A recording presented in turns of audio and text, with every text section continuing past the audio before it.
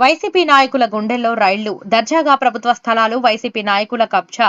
BSP state secretary Chindanuru Nagaraju municipal కమిషనర్ను కలిసిన Bahujan Samaj party. Anantapuram జిల్లా రాయదుర్గం పట్టణంలో మున్సిపల్ పరిధిలో గల స్థలాలు మరియు ప్రభుత్వ లేఅవుట్లలో నాయకులు Gowda layout, Mallapuram layout, Anjaneya layout, BTP లేఅవుట్లలో సంబంధిత అధికారులతో కుమ్మక్కై గతంలోని వైసీపీ నాయకులు, అధికార పార్టీ ముఖ్య నేత అండతో ఇష్టానుసారంగా రెచ్చిపోయి కబ్జాలు చేసి ప్రైవేటు వ్యక్తులకు అమ్మి కోట్ల రూపాయలు దండుకున్నట్లు కమిషనర్కు తెలిపారు. నాయకులు దీనిపై సమగ్ర విచారణ జరిపి ప్రజలకు న్యాయం చేసే విధంగా చూడాలని, లేకపోతే కమిషనర్ కార్యాలయం ఎదుట ధర్నా చేపడతామని ఆయన తెలిపారు.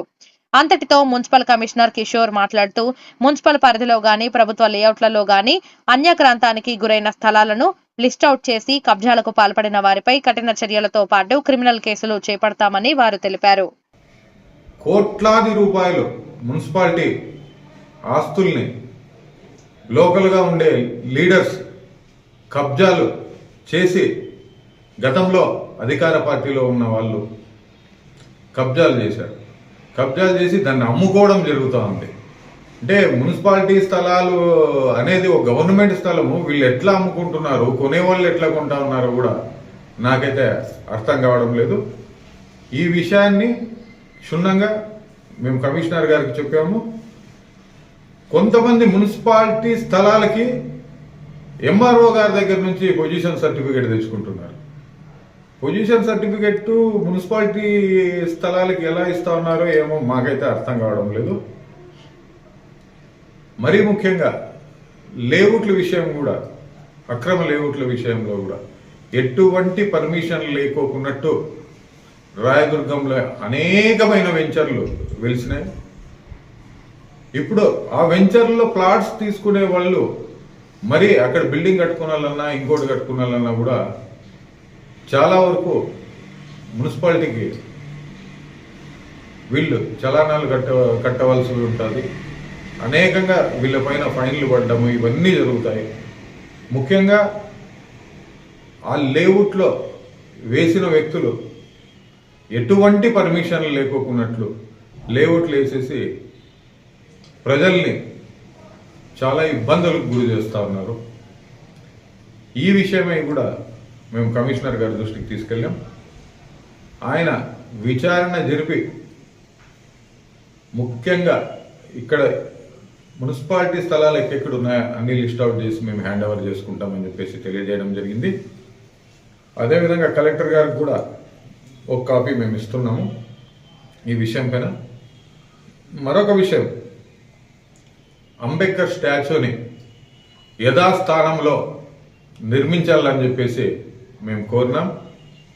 అతి తొందరలో అంబేద్కర్ స్టాచ్యూని యథాస్థానంలో కొత్త విగ్రహాన్ని మున్సిపాలిటీనే కొని అక్కడ స్థాపిస్తామని చెప్పేసి చెప్పడం జరిగింది.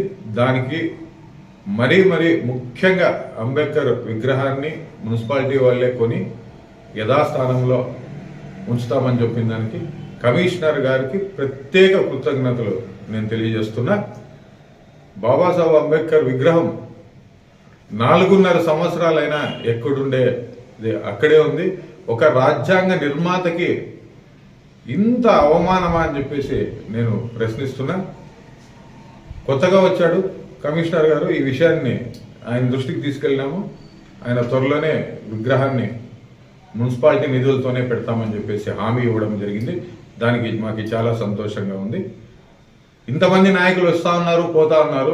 ఏ నాయకుడికి కూడా అంబేద్కర్ విగ్రహం గురించి మాట్లాడాలని కానీ, అంబేద్కర్ విగ్రహాన్ని అక్కడ స్థాపించాలనేది కానీ ఎవ్వరికి లేదు.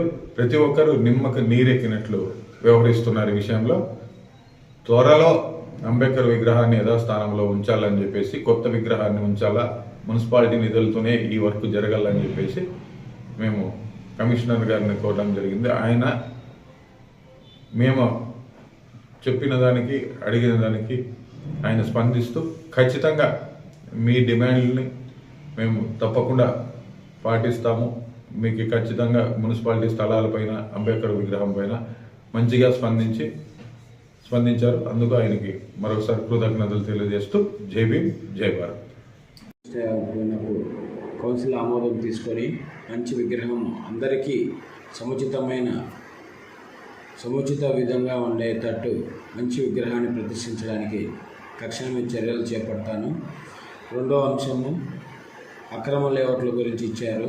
మేము ఇప్పటికే 4 అక్రమ లేఅవుట్లలో నోటీసులు ఇచ్చి ఆ లేఅవుట్లన్నింటినీ రాళ్ళు తొలగించడం జరిగింది.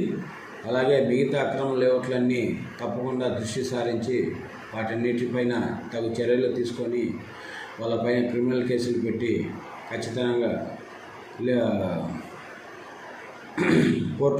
గౌరవ కోర్టు ద్వారా వాళ్ళపైన తగు చర్యలు తీసుకుంటామని చెప్పి తెలియజేయడం.